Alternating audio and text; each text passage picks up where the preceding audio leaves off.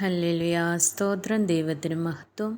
എല്ലാ ദൈവമക്കൾക്കും കർത്താവിൻ്റെ അതിപരിശുദ്ധമായ നാമത്തിൽ എൻ്റെ സ്നേഹവന്ദനം അറിയിക്കുന്നു.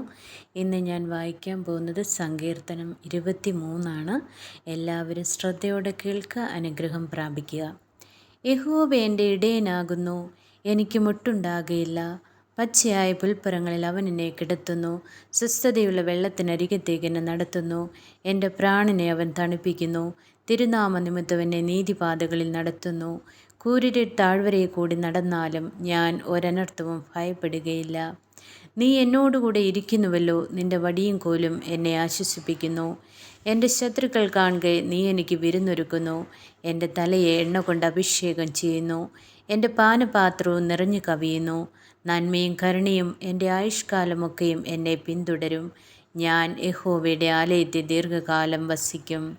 ആമേൻ, ആമേൻ. ദൈവത്തിന് മഹത്വം. ഹല്ലേലൂയ. സ്തോത്രം, സ്തോത്രം, സ്തോത്രം. ആമേൻ, ആമേൻ, ആമേൻ, ആമേൻ.